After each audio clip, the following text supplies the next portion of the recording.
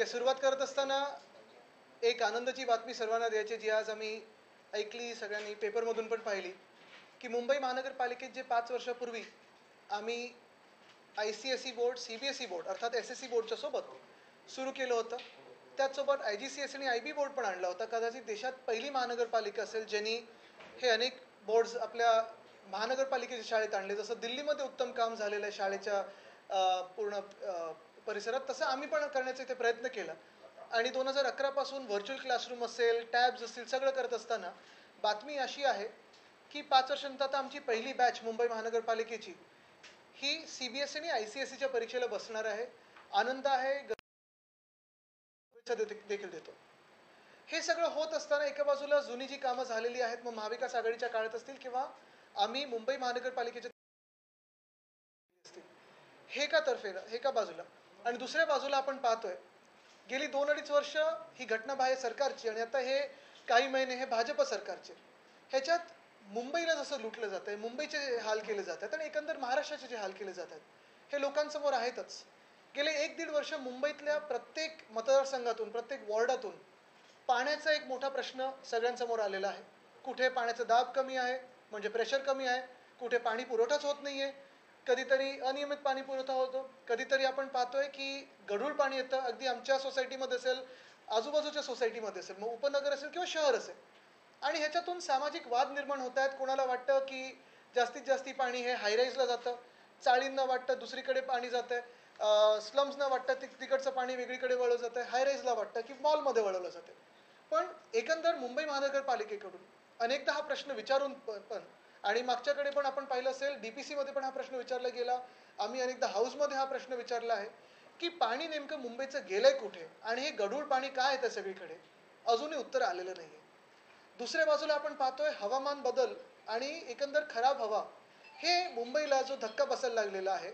आज पण तुम्ही कुठूनही पहा मुंबईला, मुंबई ही दिसत नाही अशी झालेली आहे. अक्षरशः तुम्ही सिलिंगवर पाहायला गेलात तर मुंबई सिलिंगवरनं दिसत नाही आणि सिलिंगवरनं देखील 100 मीटरचं देखील अंतर आपण पाहू शकत नाही.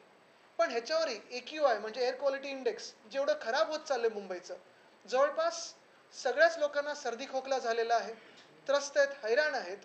पण मुंबई महानगरपालिका असो किंवा राज्य सरकार असो, पॉल्युशन कंट्रोल बोर्ड तर भलतीकडेच, म्हणजे त्यांचं नोटिसा मारणं सुरू असतं, काय कुठे काय नोटीस करतात माहीत नाही.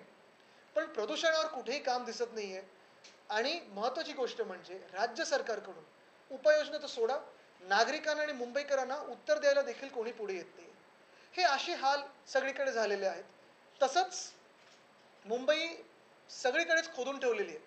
मग ही कुठची रस्त्याची कामं आहेत, कुठे सिवर लाईन काढले, कुठे काय काढले, पण नागरिकांशी संवाद हा मुंबई महानगरपालिकेच्या निवडणुका नसल्यामुळे, नगरसेवक नसल्यामुळे आणि कुठेही प्लॅनिंग नसल्यामुळे हे आपलं दिसतंय की संवादच नाही आहे. आणि हे सगळं होत असताना ईस्ट इंडिया कंपनी 75 वर्षापूर्वी, 100 वर्षापूर्वी, पण अदानी समूह जे मुंबई गिळायला निघालेला आहे, हाच अदानी समूहाला जेवढ्या काही सवलती हे भाजप सरकार देत आहे. आम्हाला असं कळण्यात येत आहे की मुंबईकरांवर जेव्हा आता केंद्राचं बजेट अर्थसंकल्प मांडला जाईल आणि आता राज्याचा अर्थसंकल्प मांडला जाईल, मुंबईकरांवर एक वेगळा कर येणार आहे, तो म्हणजे अदानी कर. आपण जे कर भरतो त्याचा फायदा हा अदानीला होत आहे.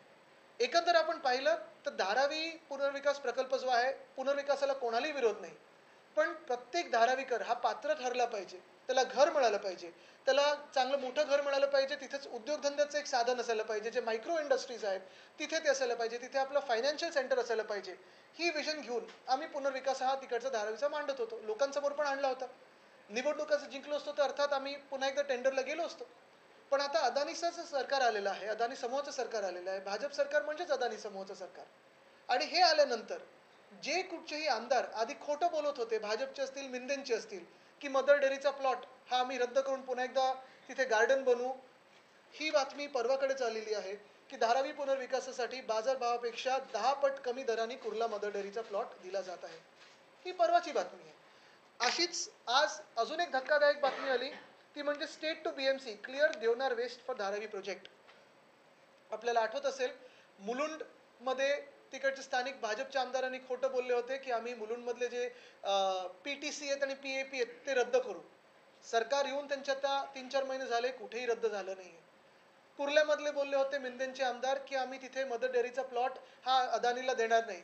सरकार येऊन त्यांचे 3-4 महिने झालेले आहेत, 10 पट कमी बाजारभावात त्यांनी दिलेला आहे. आणि तसंच आपल्याला आठवत असेल काही महिन्यांपूर्वी मुंबई महानगरपालिकेकडून देवनारचं डम्पिंग ग्राउंड हे घेतलं होतं आणि दिलं होतं धारावी रिडेव्हलपमेंट प्रोजेक्टला. म्हणजे कचऱ्याच्या ढिगावर धारावीतल्या लोकांना नेऊन बसवणार असं अदानींनी ठरवलं होतं. त्यावेळी देखील मुंबई महानगरपालिकेने विरोध केला होता. मुंबई महानगरपालिकेचा विरोध ह्याचसाठी होता की आमचं डम्पिंग ग्राउंड जर गेलं तर मुंबईचा कचरा जाणार तरी कुठे? लँडफिल असायला पाहिजे. डम्पिंग ग्राउंड नसलं तरी लँडफिल असायला पाहिजे. पण त्यावेळी विरोध केल्यानंतर देखील जे घटनाबाह्य मुख्यमंत्री होते, अर्थात अदानी त्यांचे मालक होते, त्यांनी अदानीची सेवा करत असताना तो प्लॉट दिला अदानीला. आज कळण्यात येत आहे की मुंबई महानगरपालिकेला राज्य सरकारने आदेश दिलेले आहेत की तो प्लॉट परत घ्या. 2-2.5 कोटी 3,000 कोटी जेवढेही लागतील लेगसी वेस्ट जो असतो म्हणजे कचरा आत्तापर्यंत जो जमा झालाय त्याच्यावर खर्च करा, बायोमायनिंग करा आणि मग तो प्लॉट साफ स्वच्छ करून अदानीला द्या. खरं तसं पाहायला गेलं तर मुलुंडमध्ये आपण पाहतोय तिथे तर आज लोक रस्त्यावर उतरलेलेच आहेत. अजून 1-2 ठिकाणी जिथे असे डम्पिंग ग्राउंड होते, जसं आपल्याला आठवत असेल गोराईचं डम्पिंग ग्राउंड होतं, ते आमचं महापालिकेत सत्ता असताना आम्ही ते बायोमायनिंग करून बंद केलं डम्पिंग ग्राउंड आणि तिथे चांगलं एक उद्यान केलं. तसंच हे देवनारचं झालं असतं, तिथे देखील लोकांचं ते उद्यान होऊ शकलं असतं. पण ते न करता सगळ्या जमिनी ह्या अदानीच्या घशात घालायच्या. जणू काही मुंबई ही आता पूर्ण ईस्ट इंडिया कंपनी नाही, आता नवीन कंपनी कुठची तर अदानी कंपनी ह्यांना देऊन टाकायची. मग सगळ्या प्लॉट्स असतील अदानीला, रेक्लेमेशनचा प्लॉट अदानीला, कुठचंही नवीन टेंडर असेल अदानीला, पाण्याचं असेल अदानीला, विजेचं असेल अदानीला, सगळं काही अदानीला द्यायचं. हा अदानी कर नवीन काय नक्की? म्हणजे FSI त्यांच्याकडून घ्यायचा, TDI त्यांच्याकडून घ्यायचा. अदानी धारावीच्या प्रीमियम जे 7,500 कोटी आहेत ते मुंबई महानगरपालिकेला भरणार नाही. आणि आता जे आपण मुंबई महानगरपालिकेला कर भरतो म्हणजे 7,500 कोटी तर गेलेच, त्याच्यातून हे 2,500 कोटी आपल्या करातून हे देतील पूर्ण स्वच्छ करून अदानीला. खरं तर हे 2,500 कोटी आहेत ते तुम्ही आमच्या मुंबई महानगरपालिकेच्या सेवेकरांना देऊ शकता, BSCला देऊ शकता ज्याला गरज आहे आज 2,500 कोटीची. अनेक गोष्टी आहेत. म्हणजे आम्ही काल परवाकडे पाहिला प्रस्ताव पाण्याचे दरवाढीचे आहेत. आपण पाहतोय BSCच्या दरवाढीचे प्रस्ताव आलेले आहेत, प्रॉपर्टी टॅक्सच्या दरवाढीचे प्रस्ताव आले आहेत. म्हणजे जो काही बोजा आहे, जो काही लोड आहे तो मुंबईकर आणि जी काही जमीन आहे ती अदानी. हा कुठचा न्याय भाजपने आणलेला आहे. आणि ह्याच्यातच जर मुंबईकर आक्रोश करत रोषातून उतरले रस्त्यावर तर ह्याला जबाबदार पूर्णपणे भाजप आणि त्यांचे खरे मालक म्हणजे अदानी हे ठरतील.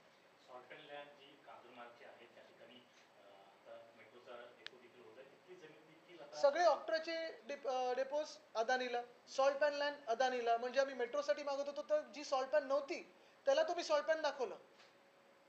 मग हे सगळं का चाललं? तुम्ही राज्य सरकार काही जनतेसाठी आणलं निवडून EVM मधून की अदानीसाठी आणलं निवडून?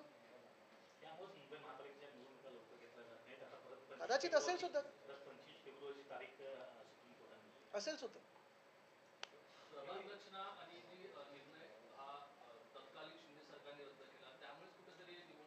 बघा ह्यांना निवडणुका घ्यायचंच नाहीत, कारण निवडणुका घेतल्या ते असे निर्णय घेऊ शकणार नाहीत. आम्ही ह्याला तर नाकारलंच असतं. पण मुद्दा हाच येतो ना की हे जे सरकार निवडलं गेलं आहे EVM मधून असेल, जे काही त्यांनी गफले केले त्याच्यातून असेल, जे बहुमत तुम्हाला मिळालंय ते तुम्ही अदानीसाठी मिळवले की जनतेसाठी मिळवले हे तरी सांगा आम्हाला. म्हणजे मुंबईकरांना काही आवाजच नाही का? मुंबईकरांना तुम्ही 1 इंच जागा घेऊन दाखवा. कितीची SRAचे प्रोजेक्ट्स रखडलेत कितीतरी. आता आम्ही जो मध्ये प्रस्ताव आणला होता जो हाऊसमध्ये मुख्यमंत्री महोदयांनी मान्य पण केलं की collector land to freehold land करायला तुम्ही 1% वर आणा, ते 5% वर ठेवतात, अजून 1% वर आलं नाहीये, तेही अजून मान्य झालं नाही. निवडणुकीच्या तोंडावर मान्य होईल. पण हे सगळं मुंबईकरांना कुठेही सवलत नाही.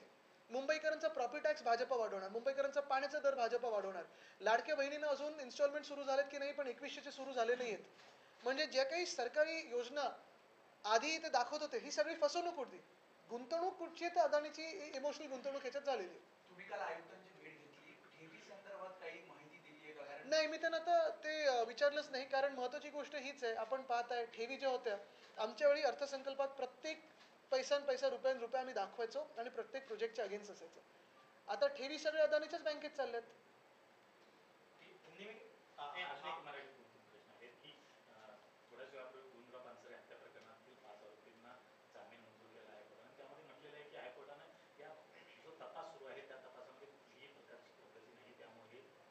नाही, अनेक असे तपास आहेत ना. आता परवाचं पण अजून मला वाटतं CPने उत्तर दिलं नाहीये. म्हणजे हे गोविंदराव पानसरे हत्याकांड जसं आहे तसं परवाच सगळीकडे एक मोठं हे झालं की आता बांगलादेशी घुसलेत आणि हमला करत आहेत. मग पोलीस कमिशनरने आम्हाला सांगावं ना की गेल्या 10 वर्षांमध्ये किती बांगलादेशी घुसलेत, किती आयडेंटिफाय झालेत, किती काढले गेलेत. आणि खरोखर जर तिथून येत असतील तर अपयश हे केंद्रीय गृहमंत्र्यांचं आहे.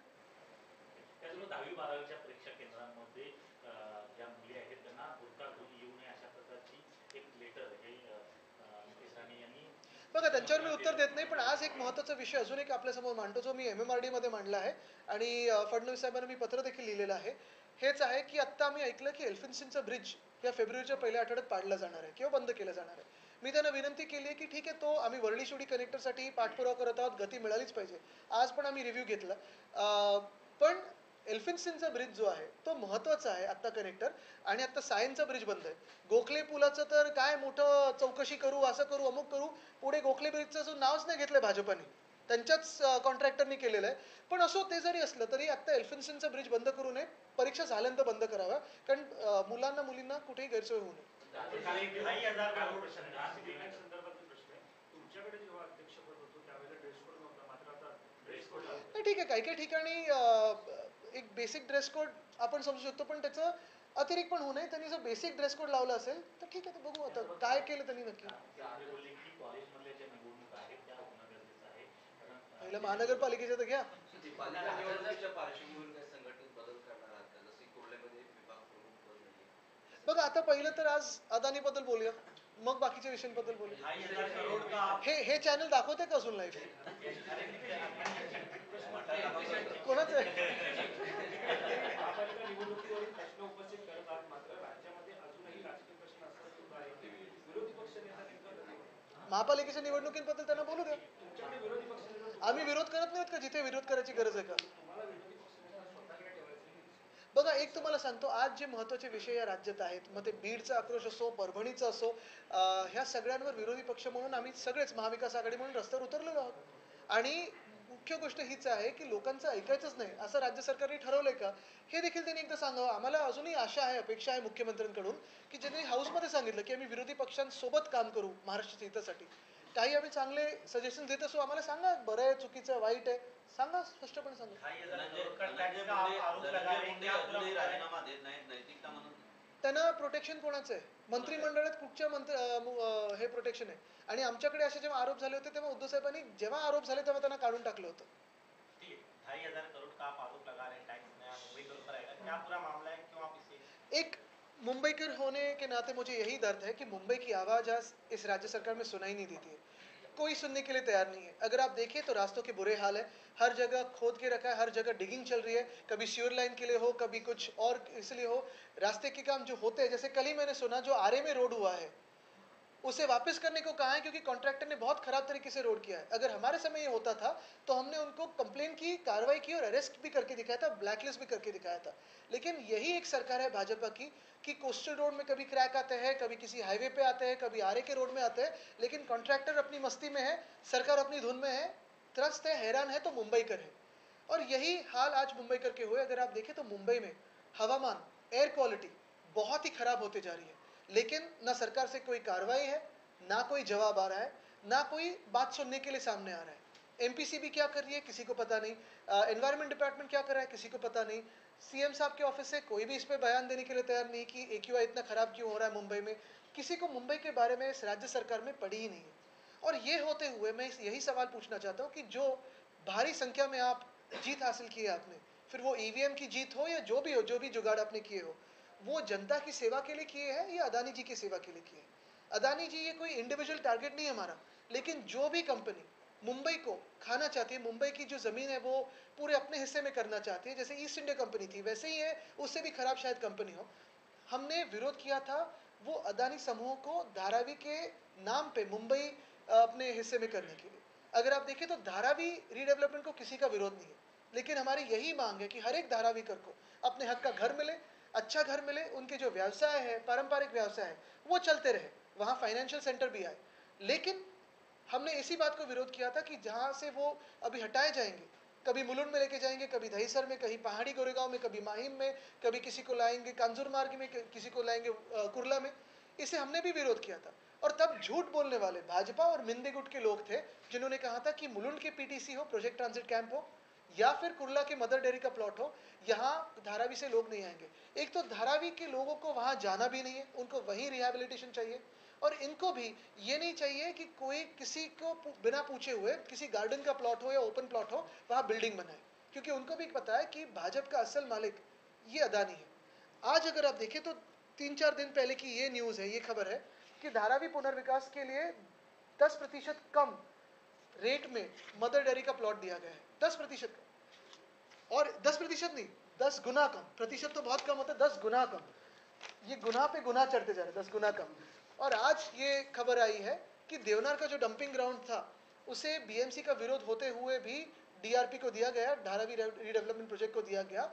और आज स्टेट ने कहा है कि 3,000 करोड़ खर्चा कीजिए, इस पे क्लीन कीजिए, यानी ये पैसा मुंबई करों का है, ये कर हमारा है, ये इसी पैसे से क्लीन किया जाएगा और वापस धारावी अदानी को दिया जाएगा, ये देवनार डंप अदानी को दिया जाएगा। क्यों? क्या अदानी जी खुद खर्चा नहीं कर सकते? जिस जमीन को उन्होंने जोर जबरदस्ती लिया है उस पर खुद खर्चा नहीं कर सकते?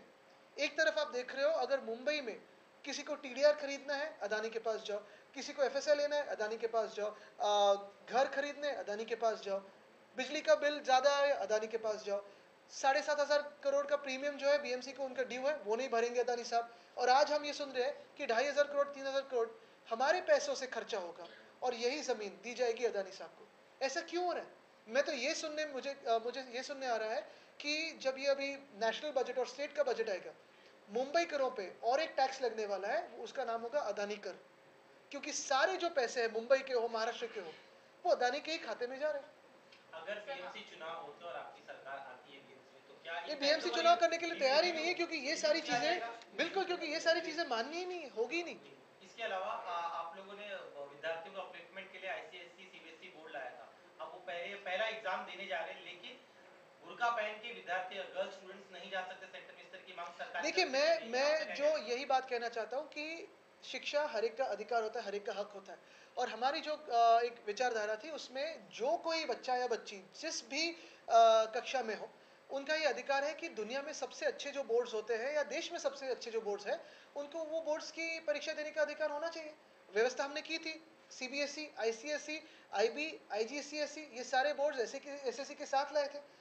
मुंबई के जो म्यूनिसिपल स्कूल्स है लगभग 3 लाख विद्यार्थी पढ़ते हैं, उसमें इंग्लिश है, सेमी इंग्लिश है, मराठी है, हिंदी है, गुजराती है, उर्दू है, तमिल है, तेलुगु है, कन्नड़ा भाषा, ये सारी भाषाओं में पढ़ते हैं। टेक्नोलॉजी हमारी एक नई भाषा हमने लाई थी, तो ये सारी चीज़ें हम कर रहे थे। अभी इसमें अपनी अपनी सोच हो सकती है, लेकिन मेरा ये मानना है कि हर एक को, इस देश के नागरिक को एग्जाम देने का अधिकार होना चाहिए। और ये जो टिप्पणी करे उस पर मैं जवाब नहीं दे रहा हूँ, ये मैं अपनी बात कह रहा हूँ। इसके पहले हमने कर्नाटक में देखिए, गंदगी से मैं मुंह नहीं लगता, कोई लोग उसमें उलझना चाहते हैं, मैं उसमें जाता नहीं। इसके अलावा ड्रेस कोड, ड्रेस कोड चूंकि सिद्धिविनायक मंदिर में मुंबई मॉडर्न शहर है, वहां पर ड्रेस कोड लागू किया जा रहा है। कुछ भक्तों का कहना है कि देखिए, कहीं यही बात होती है कि कहीं उसका भी क्लैरिफिकेशन आना बाकी है, जरूरी है कि क्या ड्रेस कोड है। अगर कोई सभ्यता का ड्रेस कोड मंदिर या किसी भी धर्मस्थल में जाना हो तो ठीक है, वो एक बेसिकली दुनिया भर में आप कहीं भी जाओ तो मंदिरों में होता है। आदित्य, जिस प्रकार से महाकुंभ शुरू है, आज बहुत ही खराब अवस्था जिस प्रकार से भगदड़ मची, कई लोग घायल, लोगों की मौत हुई, इस घटना को आप किस तरह से देख रहे हैं? नहीं, देखिए, इसमें 2-3 चीज़ें हैं। एक तो जिनकी मौत हुई उनको तो श्रद्धांजलि अर्पित करते ही है। जो घायल है, हम यही प्रार्थना करते हैं कि जल्द से जल्द वो ठीक हो जाए और वहाँ दर्शन ले पाए। लेकिन ये व्यवस्था पे काफ़ी सारे प्रश्न चिन्ह ये करता है, निर्माण करता है। जितना खर्चा एडवर्टाइज पे हुआ है, जितना खर्चा वीवीआईपी सर्विसेज पे हुआ है, हमारी यही उम्मीद है कि जैसे वीवीआईपी को इतनी सर्विसेज दी जा रही है, आम जो नागरिक है, जो भक्त है, उसे भी उतनी सर्विस दी जाए। सरकार 10,000 करोड़ खर्च किए थे, लेकिन जमीन पर चूंकि नहीं, वहाँ के जो मुख्यमंत्री जी, उन्होंने इस पे, मैं यही अपेक्षा करता हूँ कि कुछ बयान देंगे इस पे। आदित्य, जिस प्रकार से दिल्ली इलेक्शन चुनाव है, खर्च हा कुंभमेळ्यासाठी करण्यात आलेला आहे आणि आता जवळपास त्यांच्याकडे अजून नागरिकांचा तिकडे मृत्यू झालेला आहे. नाही, दुर्दैवी आहे. आम्ही जसं सांगितलं की एक तर श्रद्धांजली अर्पित करतो जे गेले ते, जे जखमी असतील ते लवकरात लवकर बरे होऊन पुन्हा एकदा तिथे दर्शनाला जावे. पण महत्त्वाची गोष्ट ही की एवढा सगळा खर्च होऊन, एवढं सगळं ॲडव्हर्टायझिंग होऊन, जेवढं व्हीव्हीआयपी सर्व्हिसेसवर लक्ष दिलं आहे तेवढीच आमची अपेक्षा आहे आणि खात्री आहे की इतरांसाठी पण केलं असेल. Despite BMC opposing the decision to hand over Devnar dumping ground, it is now being handed over. How will Mahavikas Aghadi oppose this decision? I think Mumbaikars will eventually come out on the street despite any people trying to hold them back. If you see, Mumbai has been facing absolute injustice and a loot of its land and taxes at the hands of the Adani Group. be it the Dharavi redevelopment project, which under the garb of redevelopment is only looting lands in Mumbai, be it in Dharavi, be it in Mulund, be it in Kurla, be it in Ghatkopar, be it in Kanjurmarg, be it in Worli, be it in Mahim, be it wherever. The problem is not with redevelopment. The problem is with the loot of this land. Be it the exemption of paying premiums to the tune of almost 7,500 crores, or then this land in Kurla being given at 10 times less the cost of the mother dairy, or this Devna project. Now, the point is, if you're spending 3,000 crores on biomining and giving it back to Adani Group, why can't the Adani Group spend it once it's with them? The Adani Group forcefully took it away from BMC despite BMC's objections a year ago. Now they're wanting Mumbaikars to spend on it and give the land back to them. Why should Mumbai suffer? And what I have heard is basically the finance minister in the center and in the state both are going to apply a new tax on Mumbai called Adani tax, because everything that we do is now linked to Adani. Sir, a letter is written to Education Minister by one of the ministers of Maharashtra addressing. Well, I don't want to go into that issue. What is more important for me right now is Adani Group looting our city. Aditya, जिस प्रकार से Delhi election की बात करते हैं, कुछ ही दिन बचे हैं दिल्ली इलेक्शन को, तीनों पार्टियां, बीजेपी और कांग्रेस और आम आदमी पार्टी, तीनों पार्टियों ने कागज जोड़ दिए। 5 तारीख को इलेक्शन है, किसको देख रहे हैं? मैं बयान दूंगा तो फिर आप ये चलाओगे कि नहीं? आपसे पूछा था। नहीं, अगर उस पर बात करूंगा तो आप ये चलाओगे कि नहीं, कि सिर्फ उसी पे फोकस? देखिए, दिल्ली में पिछले 10 सालों में जो लोगों को सेवाएं मिली है, जो उपलब्धियां मिली है, वो काफ़ी अहम है। वो फिर वो पानी की हो, बिजली की हो, क्लीन सरकार की हो। काफ़ी सारे आरोप करने की कोशिश की, जैसे हर एक विरोधी पक्ष पे होता है, लेकिन केजरीवाल जी ने दिखाया है कि एक अच्छी सरकार चलती कैसे। फिर वो उनके मोहल्ला क्लिनिक्स हो, उनकी शिक्षा की व्यवस्था हो, स्कूल्स हो, काफ़ी सारी चीज़ों पे अच्छी काम हुआ है। और अगर आप एक दिल्ली एक महत्वपूर्ण राज्य है, उसकी अगर बात करने जाए तो मुझे लगता है, और ये मेरी उम्मीद रहेगी, कि जिन्होंने काम किया है, जैसे आम आदमी पार्टी है, उनको ही जिताया जाएगा। ये हमारी उम्मीद है और ये विश्वास भी है। क्या आप लोग थैंक यू। Within 14 days,